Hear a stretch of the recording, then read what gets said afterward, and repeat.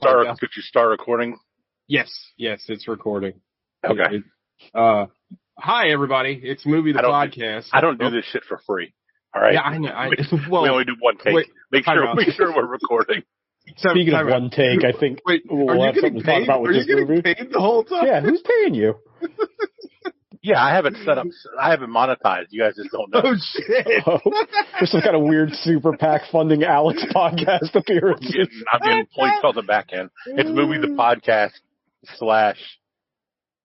I can't think anything good. Federal Food Handlers Union. What is the grocery union called? What is it? I forget. Something like that. Alec is getting funded by Raytheon. Yeah, sponsored by Boeing. Lockheed Martin. Oh shit! Yeah, Lockheed Martin.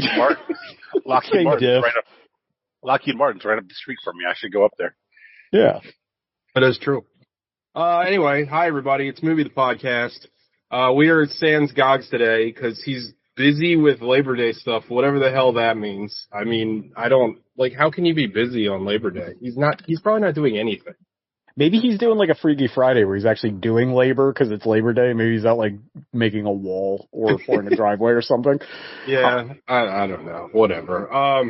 Anyway, we watched, I think this is the first Studio Ghibli movie that we've ever done on the show, right? I feel like we might have talked about a few. Yeah, we talked about a few. I think I've talked about Kiki's Delivery Service a few times. And you talked about Nausicaa. Nausicaa. You went on a kick for a little bit. Yeah, I watched a handful of Studio because I haven't seen any until this year last year, I guess. Yeah.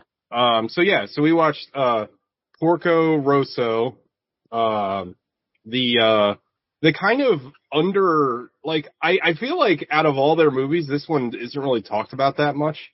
I think there might be a good reason for that. Really? Well, this could be an interesting we'll get into it, yeah. Also, something I didn't realize. I'm glad I did though. I downloaded on the Plex the American dub, and I didn't check the credits, but pretty sure Michael Keaton is the lead voice. They had an American guy play the European part, and they had a European guy play the American part. Yeah, Michael Keaton was the lead voice. Brad Garrett was the lead pirate. I think Carrie Elwes was the cowboy.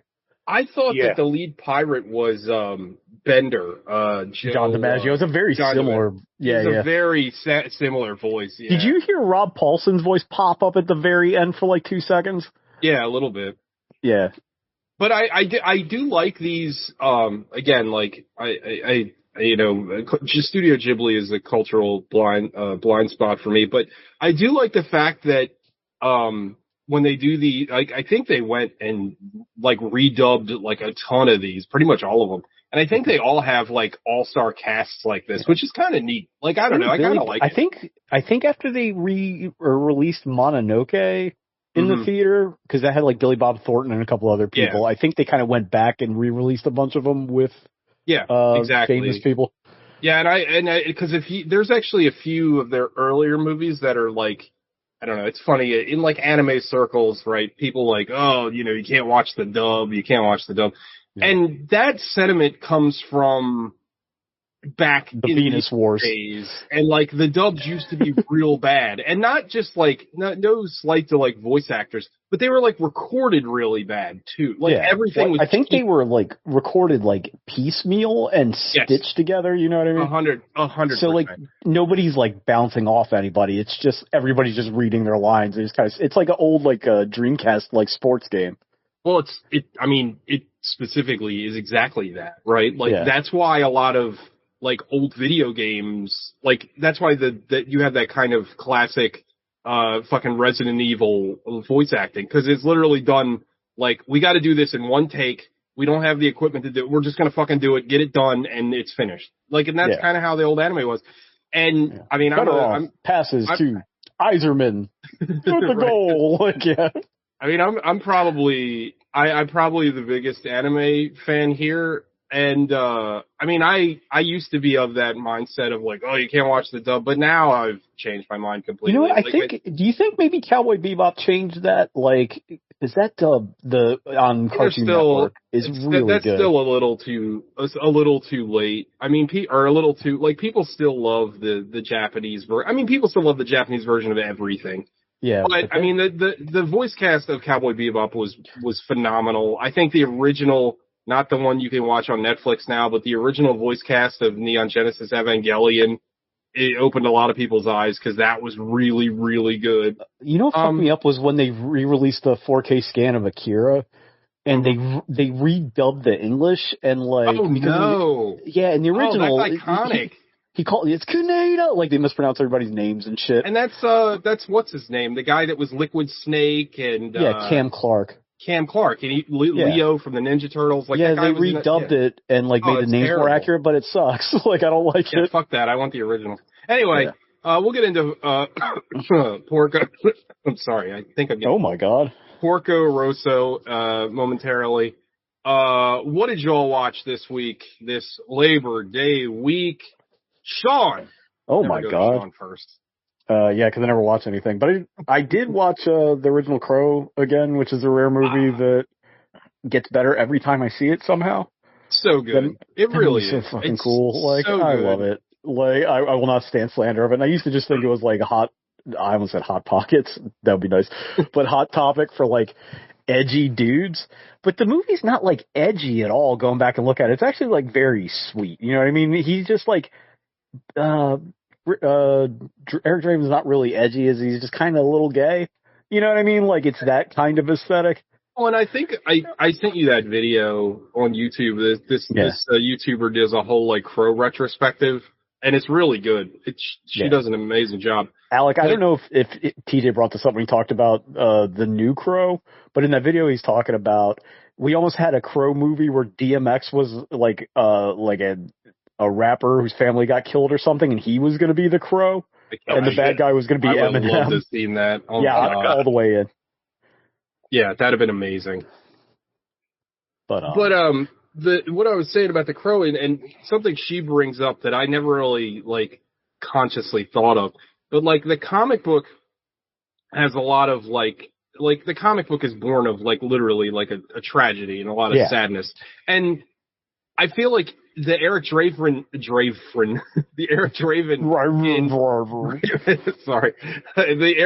in Brandon Lee's performance also has like a lot of like sadness with him. I think it's such a great performance. I mean, we did an episode on it. Go back and listen to it.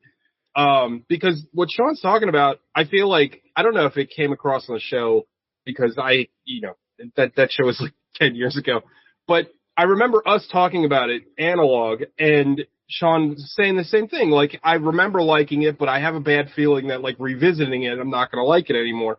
And I think on that episode, everybody was like, man, this movie is just so fucking good. And like we said 1,000 times, like, it's such a shame with Brandon Lee, cause that guy had such a bright future ahead of him. And, another great, classic movie, the podcast, episode and movie, Showdown in Little Tokyo. Oh, yeah. I mean, goddamn, what very different performances.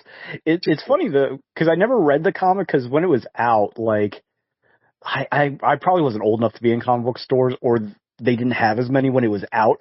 But so I would see like the graphic novel, like Walden Books, and it was a lot of that pen and ink kind of outlaw shit. I'm like, oh, this isn't for me as an 11-year-old kid or 12 or whenever I saw it the first time. You know what I mean? I have my copy signed by James O'Barr. Look at that. Yeah. But like it is a very of its time kind of art style, just like the movie is a very of it. Like that movie cannot be made now. You know what I mean? Like it's so like you can't divorce it from the time period and that aesthetic. And I don't know. I have no interest in seeing the new one, but also like I feel like Sean, I think, and Alec too. I think both of us, we've all talked about this, but like I read this comic when I was kind of too young to really grasp like what it was going for. You know what I mean? Yeah. Like I enjoyed it, but like, I mean, this signature from James O'Barr is from 1994. Right. So, I mean, I enjoyed it, but I don't think 30 years ago, motherfucker. Yeah. Oh my God. I read it and I enjoyed it, but I don't think I really appreciated it until I was much, much older. Well, the comic book looked like the back of a metalhead kid's notebook, like that one metalhead kid in school that could draw 100%. Really well. Well, also, like, James O'Barr, like, I gotta give this man a lot Did he of draw credit. that whole thing with a fucking ballpoint pen? Like, no, but he also, he drew it. Well, he 100% self-published this in the fucking 80s. Like, he literally was like putting this out on his own, and it wasn't until I think halfway through the series that Comico actually picked it up and helped him put it out. But if you ever look at this book and the art, especially now, the art's very like inconsistent. And it's because like he was doing it on his own. He'd never drawn anything before. He did a lot of like tracing and he did a lot of like heavy referencing, but it works really well and it kind of makes its own like very interesting art style. I don't know. It's a book that I appreciate more and more as just like the movie. And then I think in the last bit of pro talk, I want to say when Kevin Eastman, you remember when he went nuts and started Tundra and just was paying all the artists like billions of dollars? I remember when he was married to Julie Strain. Yeah, R.I.P. But like I think they ended up getting the rights to it, and then it went to Kitchen Sink when they like folded. But I think that's what kept the book going. Anyway, talking about things you can actually make now out of old things. I watched the entire Terminator Zero thing over the last day. You watched the Terminator anime? I Netflix. did. It's good. And it rules. I fucking love it. And I was like, for sure, that's a dead property at this point. Well, you love the Terminator. I think I do love the through line through all the Terminator movies that we've watched, and we've watched. Christ, have we watched every one of the sequels? We have watched. We've reviewed. We've watched or reviewed all of them because I think you and I and Gogs both watched Genesis on like Gogs watched it like 2 days in 1 week because you and him watched it, and then he insisted that I watch it with him. But you love the Terminator franchise. We all do. But I feel like you have a very deep love for that franchise. And I feel like your heartbreak through all of the episodes and sequels that we watched. Fucking, I think it's the only time I've really raised my voice was when we did Salvation, because that movie sucks big. It was it's somehow worse than Genesis, and I don't know how. It is the worst Terminator movie. And even worse than, the one with, Juanita Connor, the most recent one, I forget what that one's called. And the one with fucking Emilia Clarke and not Sam Worthington, the other guy Genesis. That's Genesis. No, is that Genesis? Yeah, I thought Sam Worthington's in Salvation. Sam Worthington's in Salvation. Emilia Clarke is in Genesis, and the one you're thinking, the Christian Bale. Salvation's the Christian Bale one, and then the one after the Genesis was Dark Fate, which is also really fucking bad. Right? That's the one that has Sarah Connor again? Yes. And also the girl from Blade Runner and the San Junipero episode of Black Mirror. An actress I really like. I forget her name. Oh, the one that played the hooker? Mm-hmm. In Blade Runner? Hooker? And she's also in the Speak No Evil remake. It's like that she's such a good actress, but it's just like trash after trash. So this, I don't want to like spoil any of it, but it does have the typical, like, we gotta send shit back in time because that's a Terminator. But instead of it just being like Skynet and humans chasing their tails, they introduce a third party into it. So, like, the setup for Terminator, the first two at least, and I guess the third one, is that, like, humanity must survive, and Skynet has decided humanity can't survive because it's a threat. That's it. And then everything else bounces off of that. Well, they add a third AI into this, and the question is, why should humanity survive? And that's kind of what drives it. I like that. Is like the philosophical question of, well, why? So now that's a very like Alan Moore thing to throw into that story. Yeah. And it's so you've got like it makes such a difference to have like a third party who's kind of antagonistic to the other. So it's three different, like it's the humans, it's this other AI, and it's Skynet all kind of like jockeying against each other. And you're never really sure, like, kind of what allegiances are. It hits a lot of the Terminator beats. There's the soldier sent from the future. They do a nice job, like, kind of like they have an episode where they touch on the paradox for a little bit, but they talk about it for like 5 minutes and then they just leave it alone because it's like, you know, it's the fucking Looper thing. It's like, we'll be here all day drawing fucking charts and all this other bullshit. But, like, it's really a human drama and, like, it's super violent. It reminds me a lot of, it's a Studio IG. They did Ghost in the Shell. and I loved it. I forget what else. Fucking classic. Oh, they made a ton of shit. Yeah, they're But it one of also the best. reminded me a lot of Jinro, the Wolf Brigade. Also really well animated, like really cool, like anime. Yeah. I can't Live recommend action it movie, highly not very enough. good, but the anime is excellent. It starts a little bit slow because they got to introduce like the human characters into it. But once it gets rolling, and it is like a very kind of Japanese take on Terminator. You know what I'm saying? Like it doesn't like, it's not just like a thing where it apes the aesthetic, but doesn't really do anything with it. It's very like Ghost in the Shell, that kind of thing. I think now I'm really pumped to watch it. It's crazy how good, like, has Netflix just make everything a fucking cartoon, dog. If your shit sucks. With an anime adaptation, Castlevania was a fucking banger. Cyberpunk was a fucking banger. This apparently is a banger. Like, keep making animes, Netflix. Like, goddamn. Yeah, it's 8 episodes and it ends like totally ambiguously. So hopefully there's more. Yeah, but no, I love it. Can't recommend it enough. If you're like, look at Spider-Man. If your property sucks and you don't know what to do with it, just make a fucking cartoon. Make it small and spend a bunch of money, or don't spend a bunch of money and just let everybody kind of do what they want. Hell yeah! Oh, I'm excited to watch it now. Yeah. I mean, I was a little nervous when I saw the trailer. I was like, I don't know. I hadn't even heard of it, which is weird. I'm too online. Oh, okay, But yeah, awesome. I'm looking forward to watching it. What's up with Japan calling everything Zero? They do love Zero. They do love Zero. Yeah, like that Coke that I can't remember the name of. Remember when DC Comics would have issue 0? Oh yeah. Oh yeah. Thanks, Valiant. I think that was a very 90s thing. Was the Zero issue? Yeah, it was. Yeah. With the one half. No, dude, I remember. God, Valiant Comics. Raw Zero. I used to think that Raw Zero was the most fucking groundbreaking comic I've ever read. Was that one of the ones where you had to get the fucking coupon out of like Harbinger or something? Possibly when you bought it on the shelf, but I bought it resale or whatever. But that comic, right, they laid out literally what happens in their entire universe in that fucking issue, and I was like, my mind was blown. I was like, this is amazing. You know what's funny, going back to read those, like the first run of Valiant, like it's not bad because it's like Shooter being a psycho and demanding everything linked together. It's just like that. Yeah. I didn't appreciate that David Lapham by way of Jim Shooter art style back then because it was like too muddy and plain. All the art was bad in those books. But it all had that you could pick up as like, oh, this is a Valiant comic. Like you knew just by how it was drawn. But they're actually like good stories. I don't hate them. Yeah, I should go back. Well, it's funny because like I was almost going to say recently, but it was probably 20 years ago now. They relaunched Valiant again, and it's supposed to be like really good. And it's it wasn't bad. Not getting around to reading that. Yeah, but then they sold all the rights to everything, and it turned into a big fucking mess. David Lapham, Maryland native, first of all. Yeah. And Stray Bullets, one of the best comic books ever written. Stray Bullets rules. His Ultimate Warrior comic is a lot of fun.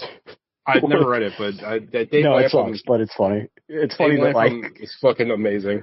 Because I want to say Barry Windsor Smith or Steve Ditko or somebody also did those WWF comics because Shooter was big on getting those guys paid.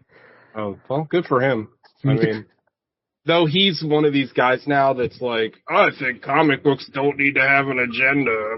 I'm like, well, he is a million years old. Yeah. Shut up.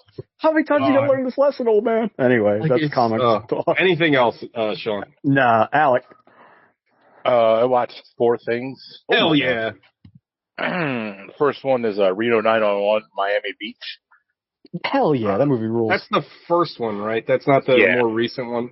Yeah, that's the first one. They've done a couple more recently since then that are okay, but this I found on my trip to Casa de Alec that his wife loves that fucking show. I had no idea. Oh, yeah. Reno is great. Yep, Reno's fantastic. But that movie fucking slaps, and everybody's so funny in it. Is that the one where Dangle gets his watch caught in Weigel's pubes? Is that movie? Yes. Okay. And it turns out at the end that Harry actually does have a rich father, and it's Pee Wee Herman.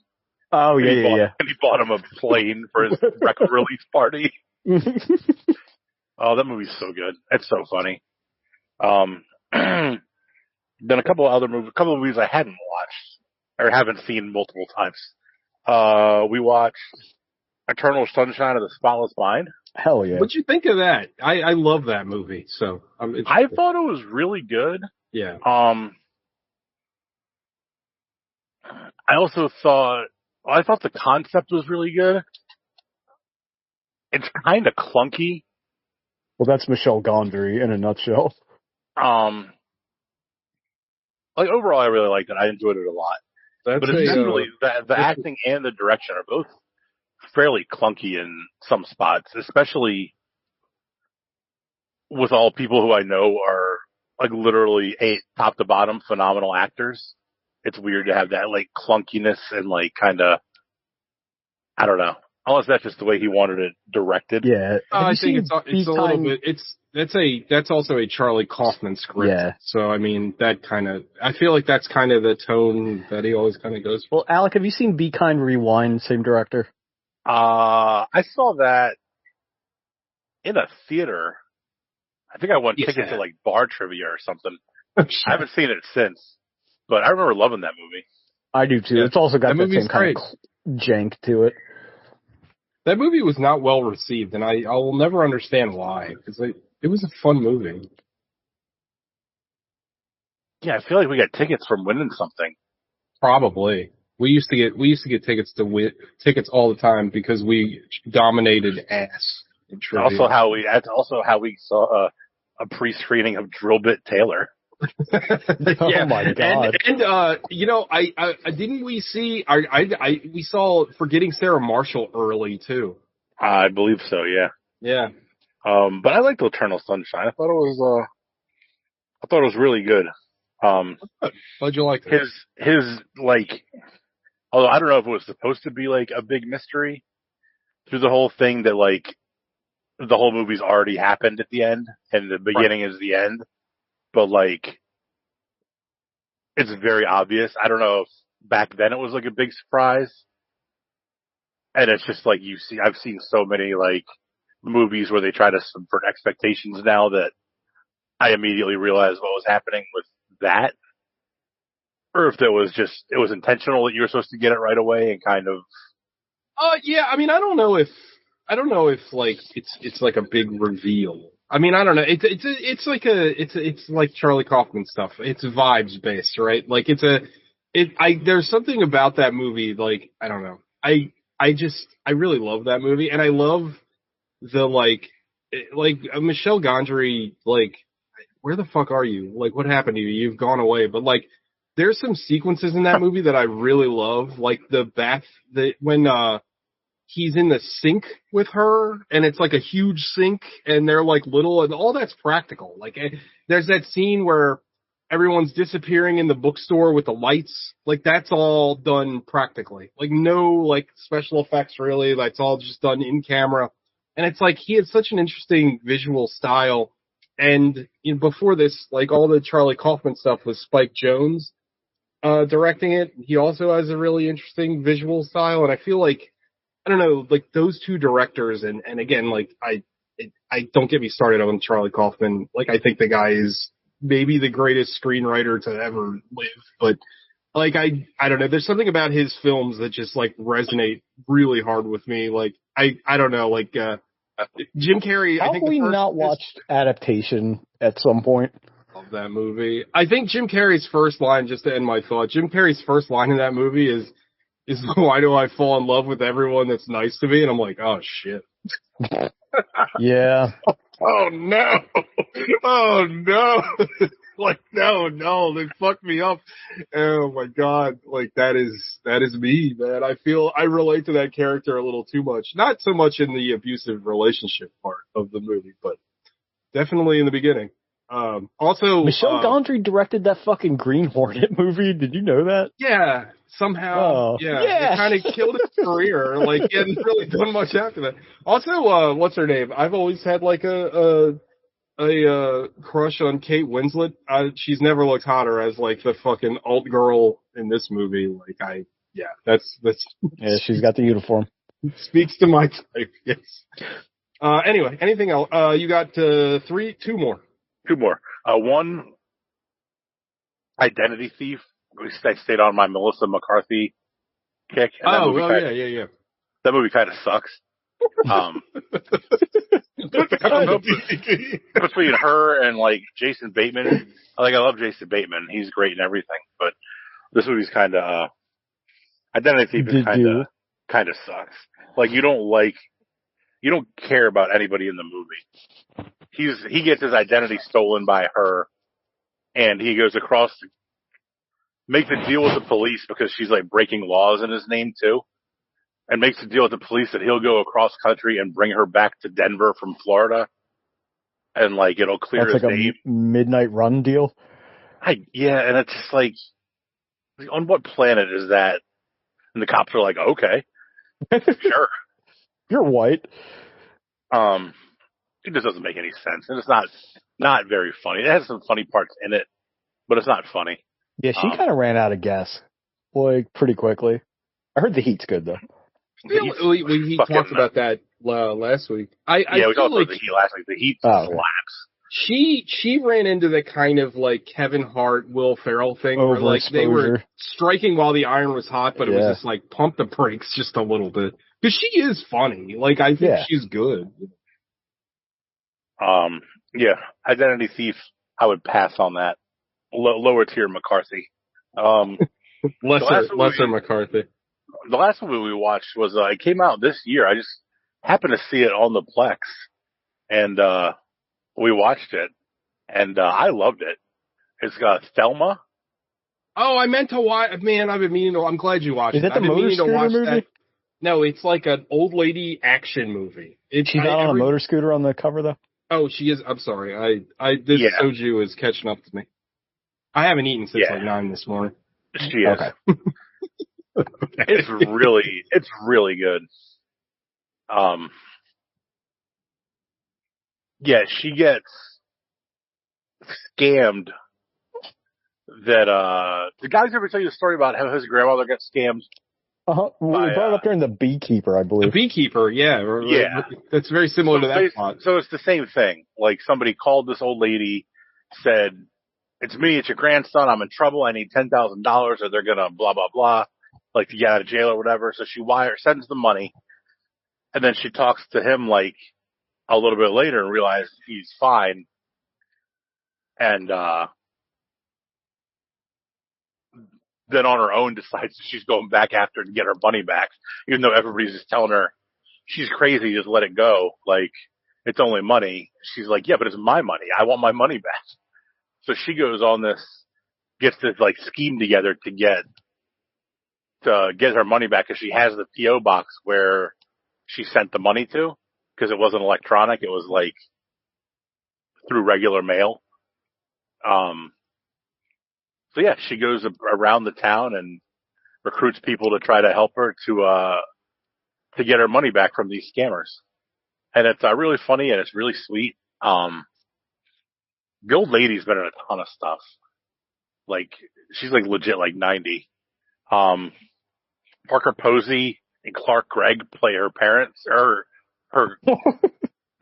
kid. I think Parker Posey is her kid. Like, grossly miscast. Clark Gregg is her kid's husband, maybe. Parker Posey could get it, though. Just Clark Gregg, underrated actor. I always really like him when he shows up. Richard Roundtree is in it, and he's really good. Shit. Yeah, I thought he was too. He's in it. He lives in a nursing home, and she goes to borrow his scooter so she can get across town because she doesn't have a car anymore, and she doesn't know how to do Uber or anything like that. And taxis aren't a thing anymore. So she goes to borrow his electric scooter to get across town to exact her revenge and get her money back. It's fun. It's a lot of fun overall. It's also got some like sad moments. It deals with like loss and like she's like talking to her grandkid and he's like, "Well, what about this person? This person?" She's like, "All my friends are dead, man. Like, I don't have anybody." Just like that song. Or that book about the dinosaurs. Yeah. But it's really good. It's only an hour and a half, I think, and like I found it to be a lot of fun.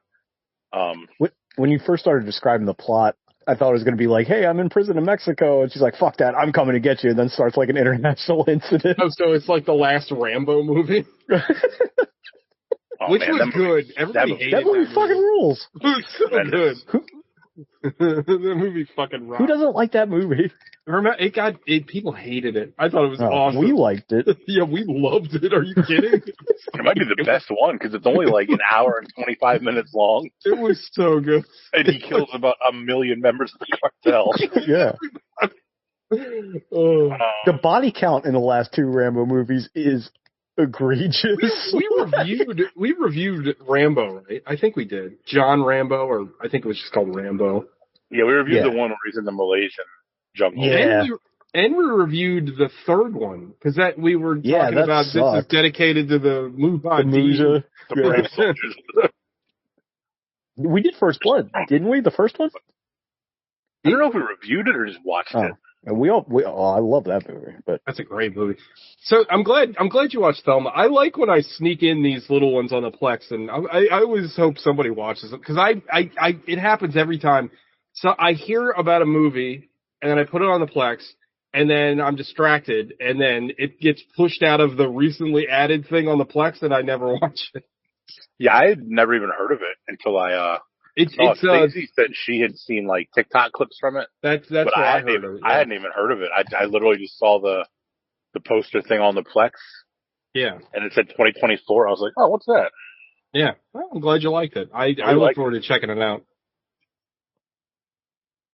Before I yield my time, R.I.P. Psycho Sid.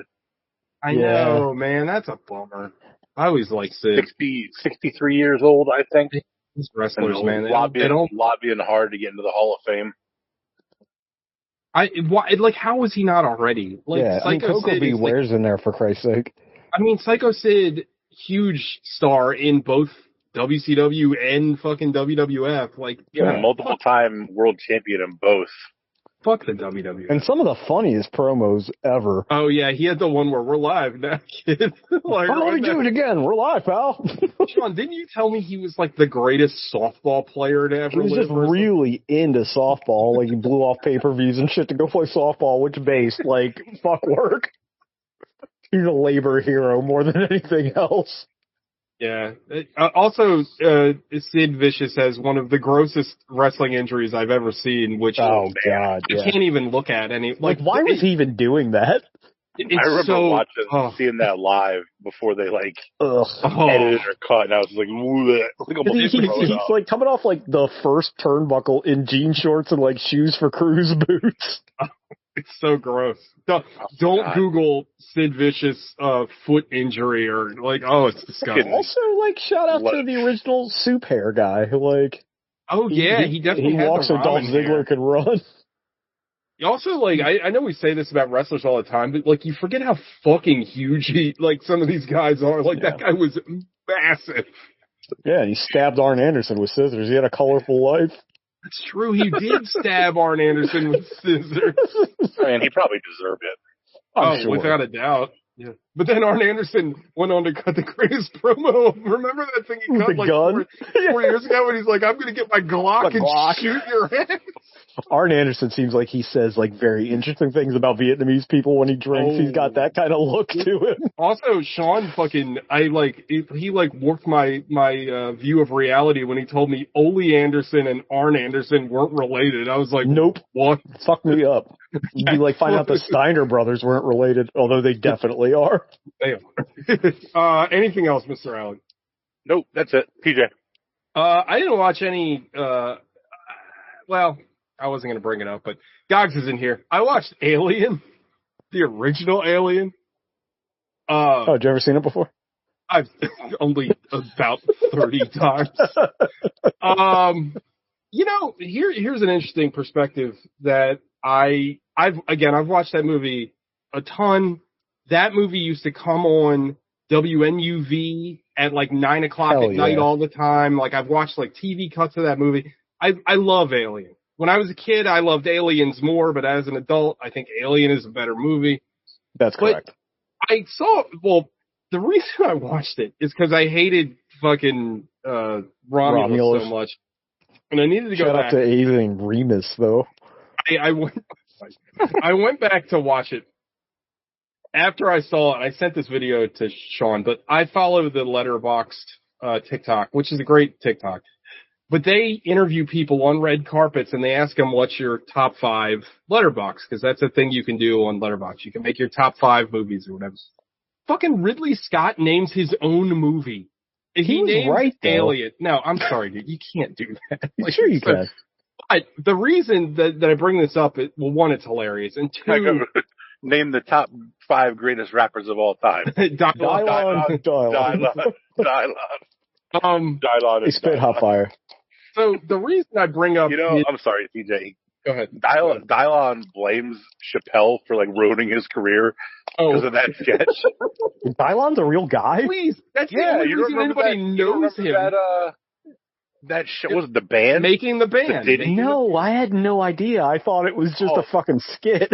No, it's a real show. Making the Band. And like all those people were like imitations of the real rappers that they made. Oh, wow. Look up the band and look up their songs.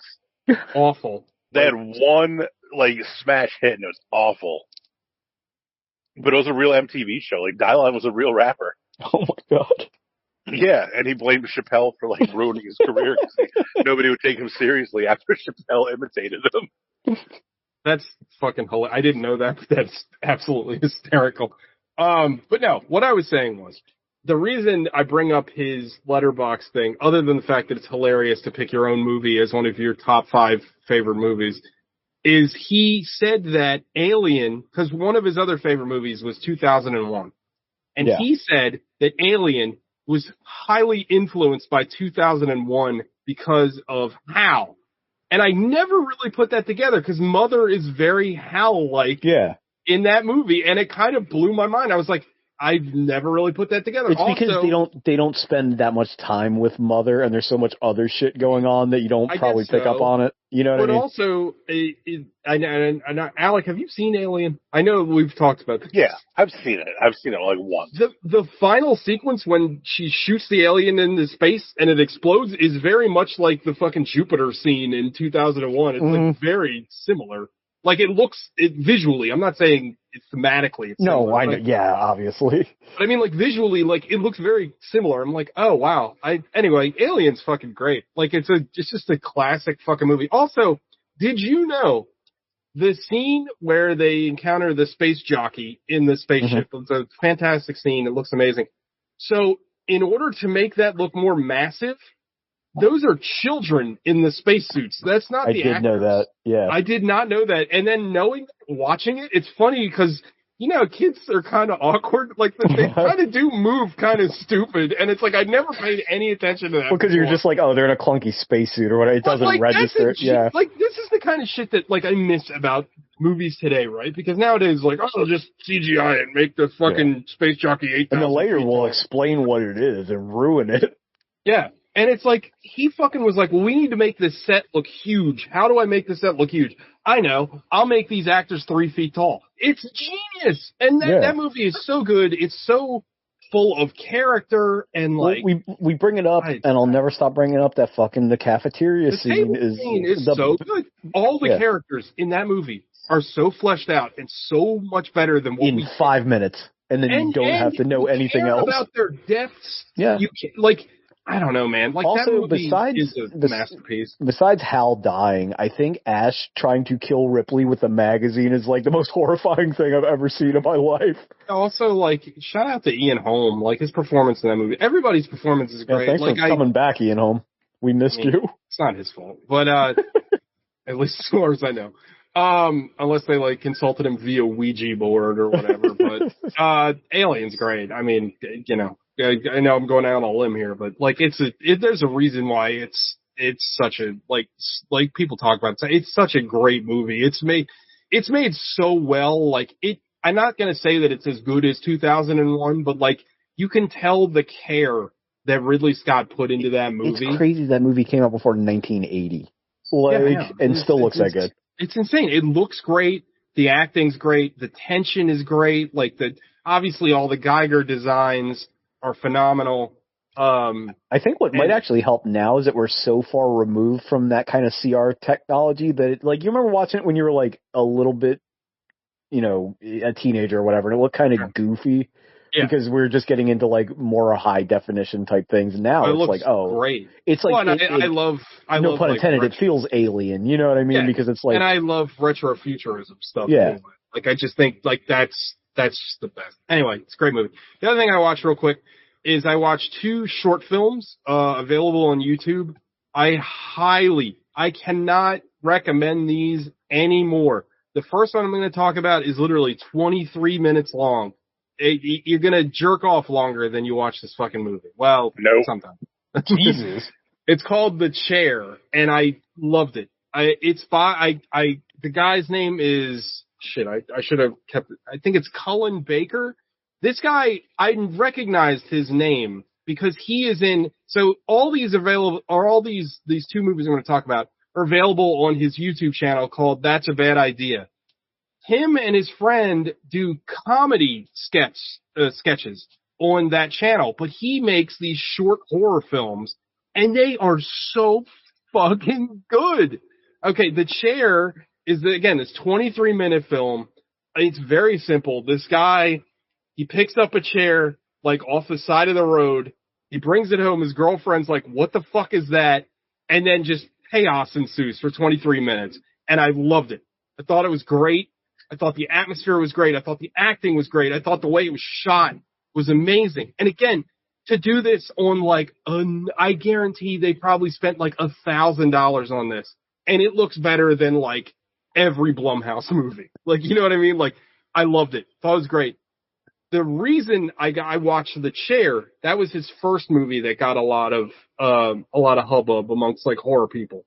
He just put out this movie that's a little bit longer. It's 53 minutes long.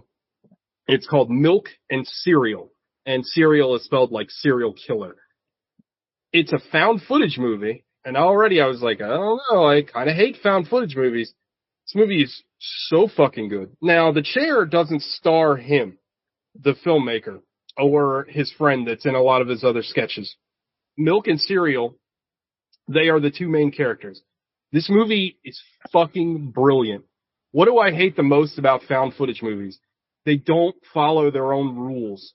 So this movie is about 2 YouTubers that are like a prank channel. They're like a fucking, I don't even know, like a fucking Logan Paul, Jake Paul, what they used to do back in, the old days of YouTube. But they're a prank channel. And so they have a reason why the camera is always on, because these are YouTubers. They're looking for content. So every time the camera's on, it makes sense.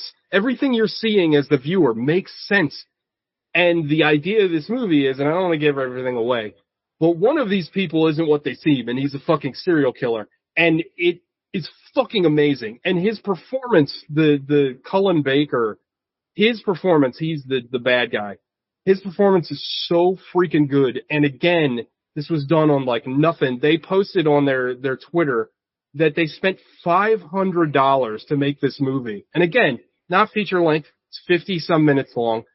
It's so well done, and it's so creepy, and it doesn't fall into a lot of the pitfalls that a lot of other kind of indie horror does, where it's like super violent or it's like crass or whatever. Like, this is just like a really, really well-made film, and I thought it was great.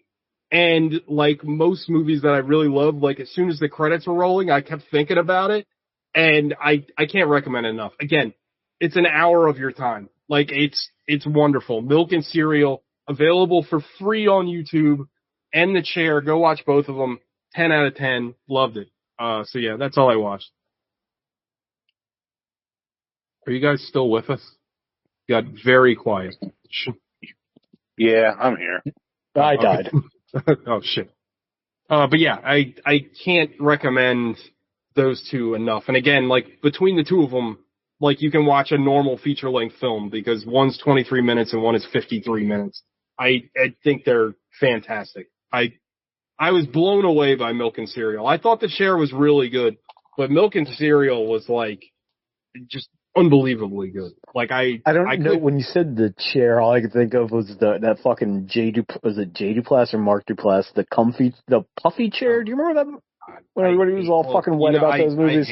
I hate those shoegaze movies. Yeah. The only thing I like about the Duplass brothers is the one is in the League. Yeah, because people love the Creep movies, and I think they're all bad. And apparently they're making like a Creep TV show, and I'm like, oh god, a Creep show. But I recommend those two movies. I loved them. Again, I'm always a little apprehensive, especially with stuff on TikTok that gets recommended. But this is Milk and Cereal is worth the hype. It's so fucking good. I thought it was good. I hope this guy makes features. Like, I hope this gets enough buzz where he can make a feature, because like this guy, like, not because he wrote, directed, and starred in this movie, and he's got something. Like he's definitely got something. Zork. He gets it's the puzzle. I never said Zork. Yeah, I loved it. So anyway, let's get into Porco Rosso. Well, Gogs isn't here, so I can't ask what happened in this. Alex, what happened in this movie? Oh God.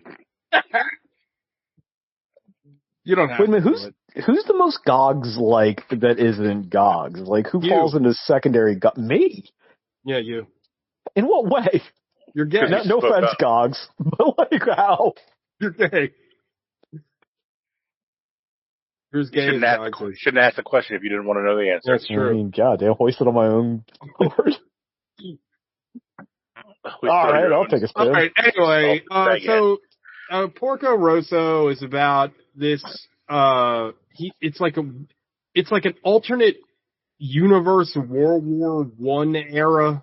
I guess I could say that, right? Like, is it? It's like post World War. Well, they keep but is it an alternate universe, or is it just the guy's a pig for reasons that are never fully elaborated on? Yeah, I think it's the same universe, just the guy's a pig. Yeah, because Mussolini is probably there, because they definitely make a weird reference to fascism out of left field. There's plenty of references to fascism, and they make one overt. One of the pirates looks like Hitler. Like, I'm sorry, there's one of the pirates looks explicitly like Hitler.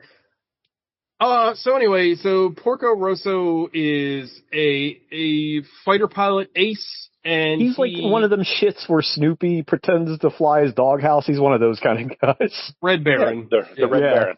Also, the good pizza. Yeah. Yeah. The best, one of the best. In your face, Tony's. Well, also, even his name is a play on, like, the Red Baron, right? Because it's Red Pig, right? Yeah. Like, Porco Rosso. So he is like a World War I pilot ace or whatever, and he hunts pirates. Like, in this world, like, air pirates are like a thing. Specifically seaplane air pirates. Seaplane air pirates. It's got a lot of, I guess it probably came out about the same time, but it's got a lot of influence back and forth with, not DuckTales. Tailspin. You're thinking about Tailspin, yes. Actually, yeah, this is very, very Tailspin. Tailspin was all about seaplane pirates. Yeah. My old secretary told me that in Hungary, Tailspin was called Captain Baloo, and the theme song is hysterical, like in Hungarian. That's awesome. What were you saying, Alec? Nothing, I just grunted. No, you said something before that, I thought. Oh, no, I was going to expound about how great Tailspin was. Everybody liked Tailspin. I really liked when they would cross over all the afternoon shows. You'd have Tailspin and DuckTales and Darkwing Duck all show up in each other's shows. What was that block called? Never Gargoyles. Disney Adventures? No, I don't think it was called Never Gargoyles. No, but Never Gargoyles. Because Gargoyles was like the dark horse in that. Because they were in there too. Yeah, they weren't that, though. They weren't in that, the Duck universe. Yeah. Shout out to Darkwing Duck, though. Let's get dangerous. Darkwing Duck was the shit. He had the best villain, the Liquidator. The dog made out of water. What was the name of, like, the RoboCop duck in Darkwing Duck? Oh, fucking Gizmo Duck. Gizmo Duck. His real name was Fenton Crackshell. He was an autistic accountant who got a robot suit. What is it with autistic accountants? But anyway, oh shit, that's where they got the premise for the accountant from. Like, why do the Beagle Boys wear their jail shit like all the time? Doesn't that make it like really obvious? Right. Beagle Boys. But anyway, back to the movie. He's like an ace. He hunts pirates.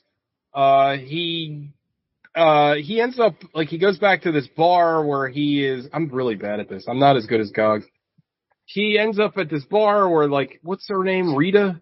What's the name of the older woman that's, like, in love with him, but, like, is a singer? I can't think of a She's not older. She's just age appropriate. She's the same age as Porco. Yeah. Oh, it's hard to tell how old he is. Older than the child love interest is what I meant to say. Because he goes to visit. Pig. Yeah, he goes to visit Isabella Rossellini in fucking Blue Velvet. Yeah, so after that, like, I don't know, the movie is a little loose. Like, it's the problem is, like, I'll just put on Front Street. Maybe everybody can shout me down. I know he's a master, and the movie's beautiful, but this movie is less of a story and more of that Miyazaki wants you to know that he understands how airplane side sections look, and, like, he's really good at drawing airplanes. Like, it's just like an excuse to animate planes, which is fine. I feel like the plot is very, very, like, sparse. Like, right, like, so he goes...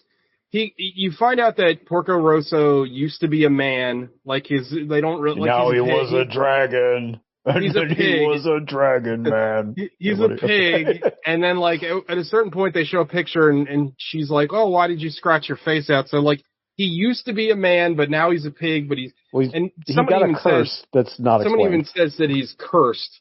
And also, like, I didn't explain, he's also, like, world renowned for being, like, the best pilot. And then at the bar, he meets this cocky, like, American pilot. Now, help me out with this, guys. He's an American, but, like, his patch on his jacket is French. Did anybody notice that? Like, he doesn't have supposed to be. Is he supposed? No, I was gonna say because he's supposed to be like Ronald Reagan, right? Like, it's very confusing because, like, unless I maybe he flew wrong, for the French Legion or something. I guess, but yeah, he's definitely supposed to be Reagan because at the end of the movie he's like an actor or whatever. Yeah. But, cowboy, like, actor president.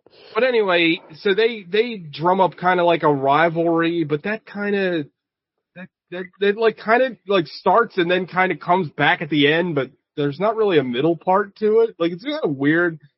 And then there's a moment in the middle where, like, his plane gets fucked up. Porco Rosso's plane gets fucked up, and he has to go get it fixed. So he goes to his mechanic guy in Naples? No, where is it in Italy? Milan.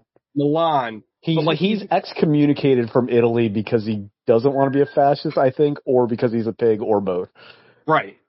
He's not supposed to be in Milan, but then he goes to his engineer guy anyway, and his engineer guy's like, I'm not going to do it, but I got this this girl that's like my understudy. And they go out of their way to say that girl is 17. And they couldn't bump it up by 2 years and make it more comfortable for the rest of us. With this movie I can't deal with it. Faye is 17 and everybody wants to fuck her and it's weird as hell. And to the movie's credit, no one actually does fuck her, but it's like weird that she is so young. Faye is like I think her name is Faye, right? It's Faye or Fi. No, she's got like a guy's name. No, isn't she? No, it's Faye. I'm pretty sure it is, but I'll have to look it up. Alec, you're good with names. You don't remember her name? I can't remember. I was barely paying attention. I'm not going to lie. Wow, you love cartoons. I do love cartoons. I don't like cartoons. I don't know. I didn't like this cartoon. Fair. Yeah, her name is F-A-I. Faye, I guess. But, anyway, she's like a dynamo, like, engineer. She's gonna, like, rebuild his plane or whatever. And then there is a challenge issued, by the other pilot, the American guy. And then in between all that, you get this, I think the probably best scene in the entire movie, where Porco Rosso is explaining to her, Faye, about what happened with, in the war or whatever. And there's this, I think it's the best scene in the movie. Where he says, I'd rather be a pig than a fascist. Well, no, I like that too. But no, I like the scene where it explains that he was in this dog fight where all his friends were dying and he flew away. Like he ran away from it. And then he went so far above the clouds where he saw this like continuum of like dead fighter pilots and didn't realize what he was. I don't know. I honestly, like, it got me. I thought that scene was like fucking beautiful. Like just the way it was animated and like the weight of like what he was saying. I don't know. Like, I don't think it redeems the movie, but I think that it's like a very well done scene. Well, let me put this out there. Maybe I'm the only one that felt this way. I love Michael Keaton. It has nothing to do with him as an actor. I don't think his performance in this movie is good. Like, it feels like he's just reading, and maybe it's like because he doesn't do voice acting regularly, but it's very like he doesn't bored care. Performance. Do you know what I mean? Like, it's very Harrison Ford Blade Runner voiceover performance. Yeah, it's not good. Okay, cool. Because that really kind of took me out of it. I almost kind of wanted to, after watching it, I wanted to watch the Japanese version to see if I felt any different.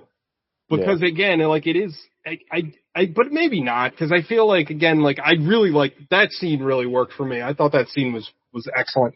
But anyway, after that, they finally have the big showdown between him and the like cocky American pilot, and again, I am not Gogs. I am really bad at summarizing these things. This is brutal.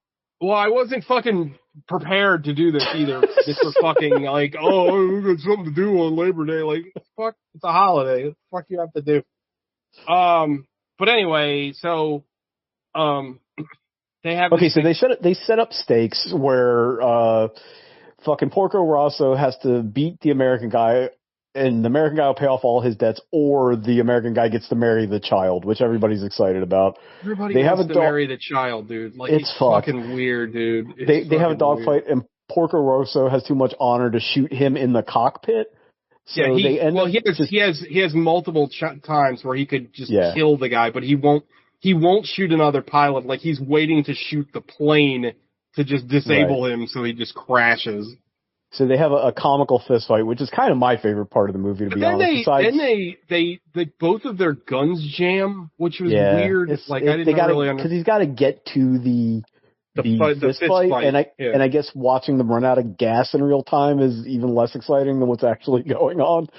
So they're down in the fist fight, and then Ronald Reagan reveals to the pig that the Isabella Rossellini loves him and is waiting for him. And he's like, she doesn't want me. Really underdeveloped. Like, I don't know why it's in there, to be honest. Yeah, I didn't really get that. So they punch each other for a while, and then Ronald Reagan becomes a Hollywood actor. The girl becomes the head of Boeing, and she still goes to visit Isabella Rossellini, and then you're led to believe that the pig lives in her backyard, or maybe he doesn't. Who cares? That's the movie. You're also led to believe that after that fight that he turned back to human, because the American guy's like, let me see your face, and he's like covering his, you don't see it, but he's like, let me see your face, wait a minute. And it's, I forgot to mention, so like, way back when Faye was talking to Porco Rosso about the curse, she's like, well, maybe I can just kiss you and you will turn back into a human, because that's what happens in the fairy tales. Well, at the very end of the movie, Faye kisses him as she like flies off with Isabella Rossellini, and then it's implied that he does turn back into a human, which a story implication is like, again, but she also kissed him, she kissed him on the cheek, but it's not like a sexual like, to the movie's credit, Porco Rosso never wants to fuck the child. Like, he always. I don't believe that. Like, I think he just doesn't. Yeah, like there's all the banter about the size of her ass, and then he's like trying not to look at her in the lake. I think he wants to fuck her, he just doesn't, because it's like gross. Oh, like, I don't know. I didn't take it that way, but maybe you're right. Alec, weigh in on this, please. Or were you even paying attention at this point? No, I was not paying attention. Okay, fair. Wow. I was kind of listening to it, and I heard all the like comments about her you're a huge ass. Like, which is, I don't. And like, maybe this is a Miyazaki. It's like, I don't know. I haven't seen enough animes, and especially this type of anime, which is not crazy, like, insane. There's not like monsters and like fighting demons and death and stuff like that. Like, is it all meant to be like tongue in cheek, just kind of like cutesy funny? But I think I agree with what you guys said about Michael Keaton. Like, his performance is very even and kind of flat, so you don't get any like jokiness out of it, or like, I don't know. It's hard to describe, and also it was not yeah, it could barely hold my attention. Yeah, and like the character model for her is kind of a problem for me because, and I know this is kind of a Miyazaki thing, but like, she's drawn like a child. Like, she looks like, I know she is a child. 100%. But like, she's drawn like an 11-year-old child. You know what I mean? Like, she looks like a little ass kid. And that makes the implications even worse. I don't know if he's just making fun of Europeans or he's just a horny old pervert, because I think the age of consent in Japan at the time was like 13, so he probably didn't think there's anything wrong with it. It's the biggest problem in the movie, right? Like, it's weird, and it like is distractingly and it's weird. So much of the middle of the movie, though. Yeah, I know. And kind of the end. Yeah, and it's like, it's tough. It's tough, and that even like the fucking the American guy, right? Like, he's like so desperate to like get with her, and then at the end he's like, well, I'll just ask you, like, anyway. Like, it's like, like, this is fucking weird. Well, like, they hadn't invented consent yet. Well, I mean, yeah, but like, it's fucking weird, and it again, like, I think, like, and I'm not, and now just to be clear, like, Studio Ghibli is like an island outside of anime.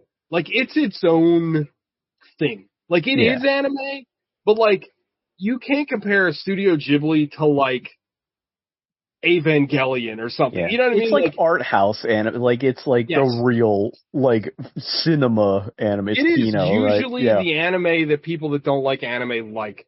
Like, that's kind of how I describe it. Like, it is like the Walt Disney of like anime. Like, it is held to a higher standard than most regular anime. I'll put it that way. I just felt like the movie was just like not cohesive, like, at all. Like, I felt like I was. I'm sorry, go ahead. Yeah. No, you're fine. I was gonna say, it's meant to be like evocative of like both like those old like World War I kind of plane serials, which not really my interest, and like kind of old cartoons, which also not really my interest. So like, I think it's shit that he's interested in.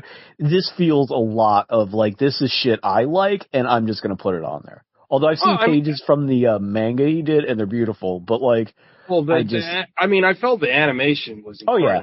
Like, the animation is unbelievable. Like, I think that some of the sequences, like, the way it's animated is it is the peak amazing. Of like hand-drawn animation. Like, you can't do any better. And all the like mechanical parts, and when he's like trying to rev that second engine, like, all that shit looks so good. But like, it's just the story to pull it together doesn't work. And again, like, the scene I really liked, I think I responded to how it looked in the animation, and like the fucking clouds and how they were like draping away off the planes, and then the other planes are ascending, and then they go into that like airstream of heaven. Like, that shit just looks so good. You make a boring plane anime. Like, what's the Wings Over Hana? I can't pronounce. You know what I'm talking about, though. The Wings Over. That movie's great. That's what I'm saying. And that's like a boring plane movie, but this is like, it just fails to land kind of anywhere. Like, it's just like, if you don't want to explain the curse and why he's a pig, that's fine, but don't like talk about it constantly. You know what I mean? Just, you know what I'm saying? Like, it seems very unsatisfying. Like, that they don't. One, I thought there was gonna. I mean, I'm sure we all did, but I thought there was going to be a scene explaining why he was cursed. Yeah. Like, or what Cause like, I guess he's cursed because he's a coward, but he's not really a coward. He was just like trying to save his, like, I don't know, like he was supposed to die with his friends. Kind of like it was very odd. The pig part, honestly, the pig part doesn't work. Like it doesn't make any sense. Well, but I'm saying like if you hadn't mentioned it at all and he was just a pig man, like, and nobody talked about it, it's fine. Like I'm good. Roll with it. I don't care.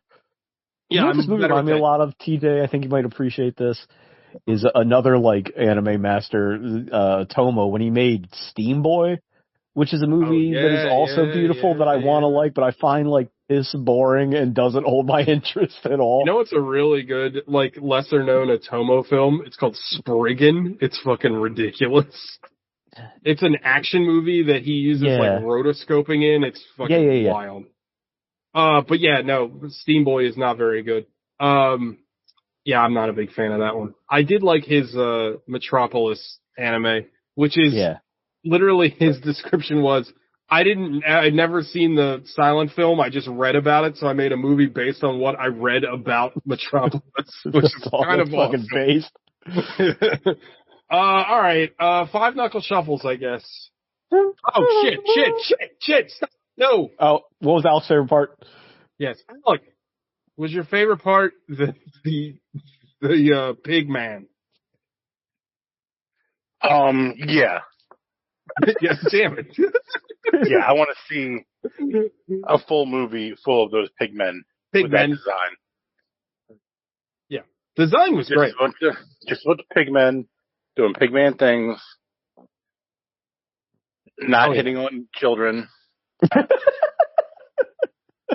Like, why did you have to say she was 17? Why not just 20 years old? You couldn't even squeak out 18. You know what I mean? Which is still kind of like, but like, all right. No, they explicitly say she's 17. Yeah. And Kip Winger was like, yes. Fuck, you beat me to it. All right. Five Knuckle Shuffle time, everybody. I'm going to give it a 3. Oof. Ow. Like, the animation was good, and, like, it was short. Yeah, it wasn't that long. But man, it was pretty boring. And it was confusing, too. It was confusing and boring. Which... in our parlance, that's very hard to do. Yeah, those are rules that shouldn't be, shouldn't be contrary to each other. It's confusing or boring, but man, this one pulled it off. Maybe I should give it a point bump for that. But no, it's a 3. I did not enjoy it. Did not like it. Fuck you, Studio Ghibli. You suck. Damn. Burnt. 0 for 1, Studio Ghibli. 0 for 1. You should watch, like, Ponyo or Princess Mononoke. Yeah, I know. I'm sure some of those are a lot better. Yeah, I'm sure I'll watch your like little Sean cartoons. said, Kiki's Delivery Service is excellent. I think you'd like that. Like, it's very cute. And it has a point. My Neighbor Totoro. Yeah. I've heard nothing Spirited but Away good is things. great. I've heard nothing but good things about Studio Ghibli. But this is also, all those movies you just mentioned, I've heard mentioned hundreds of times. I've never heard of Porco Rosso until, this is why. until this week. And like, even every time I searched for it, I typed it wrong because I could barely remember the name of it. I typed it PORK-O. Porco. Yeah, so 3. Oh, that's me. God, man, like, I hate to do this, but this is like a 5. The animation's wonderful, but like, I'm not gonna give him shit for that because that's the expectation for him in these movies.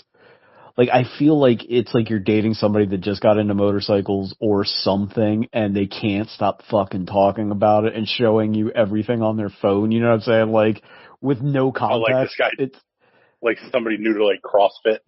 Yeah, like that. And it's just like, all right, man, we get it. You like fucking biplanes. Because he has another biplane movie, too. It's like The Wind Below or some shit. Like, he loves that shit. And that's cool. I'm glad old man likes stuff, and he hates cars in America, which he said before, which is kind of based. I don't mind that.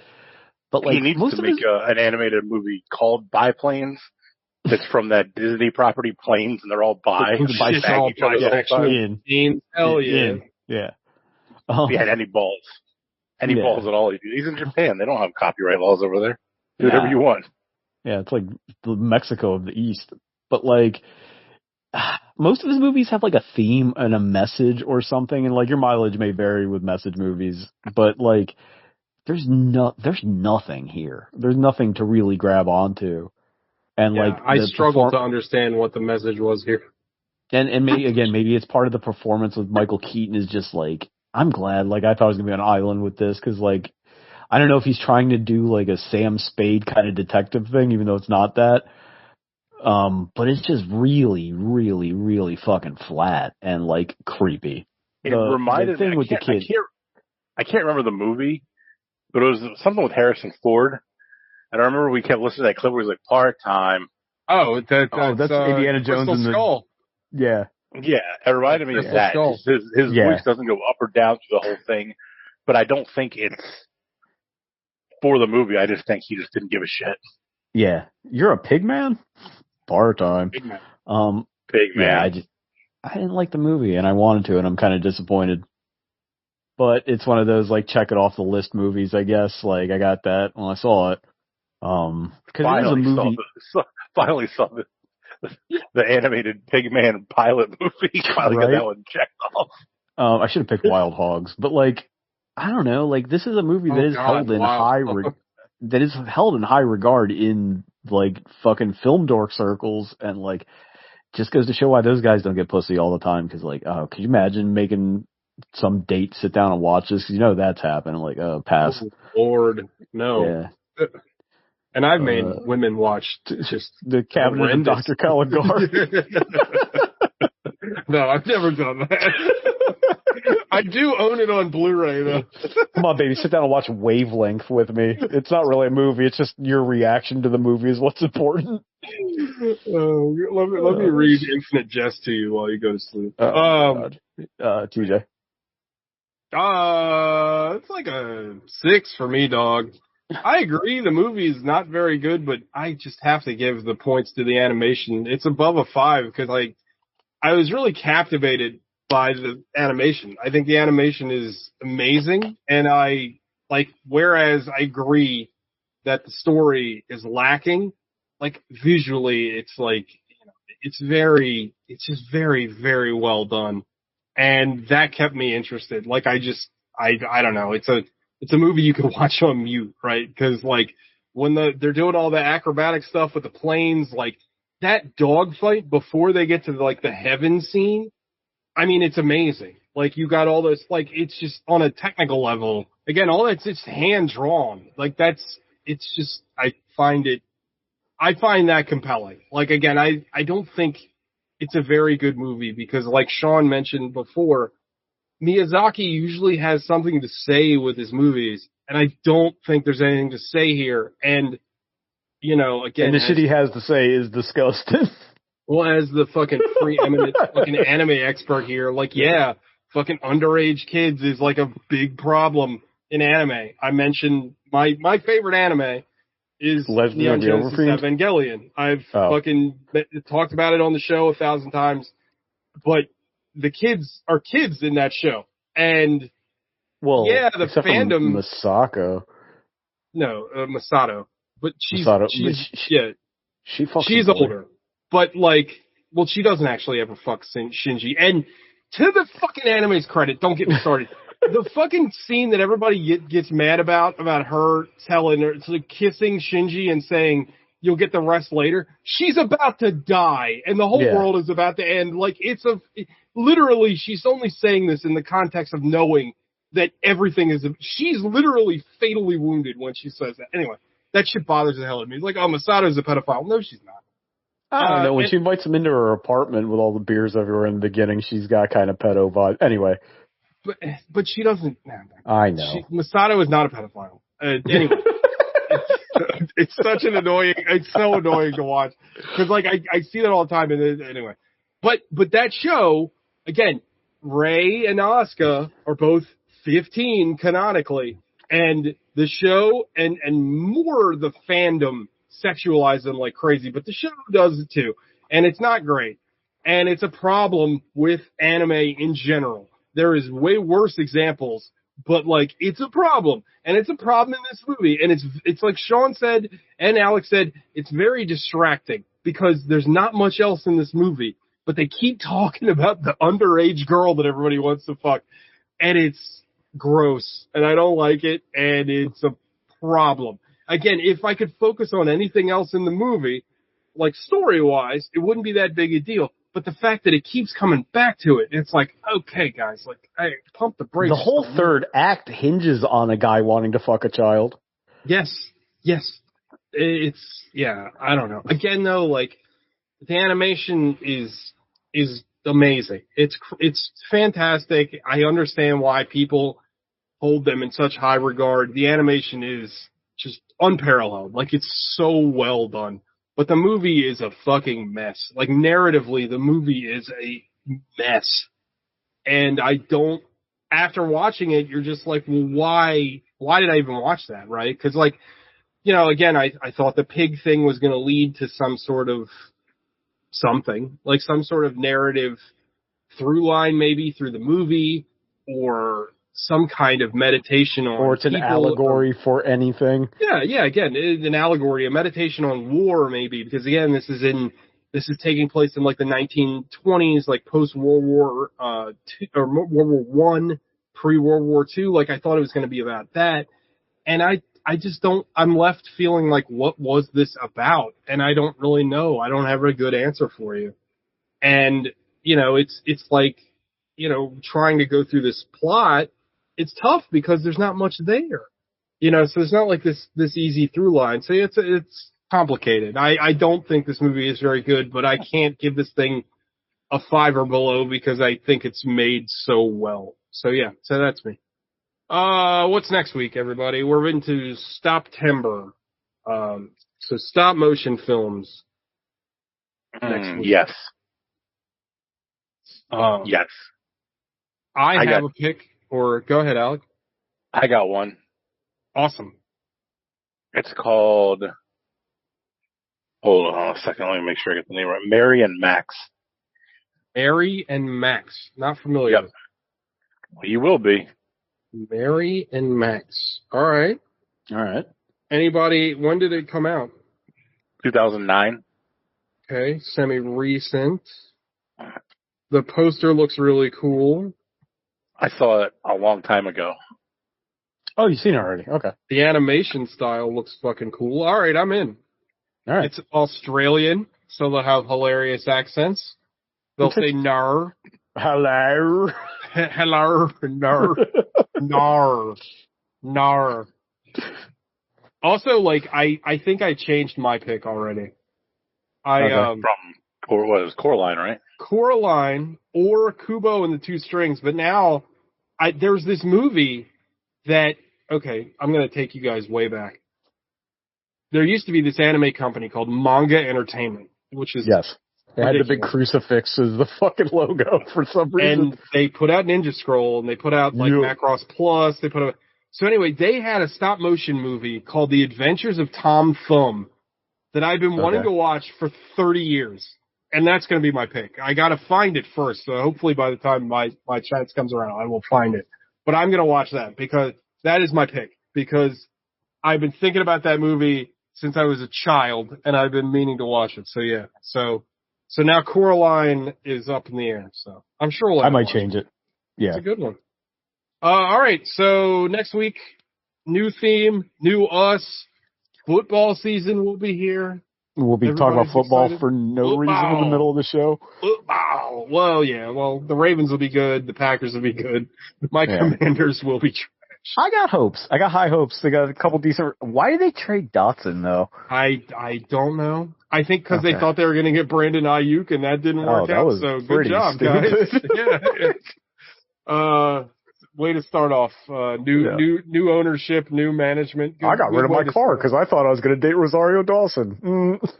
Yeah, terrible.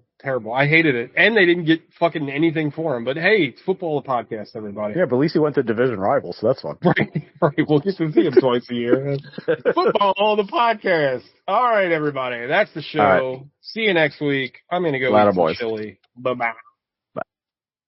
Later, dudes. Bye, guys. Do I have to hit stop recording? I do. I think so. That'll just keep recording.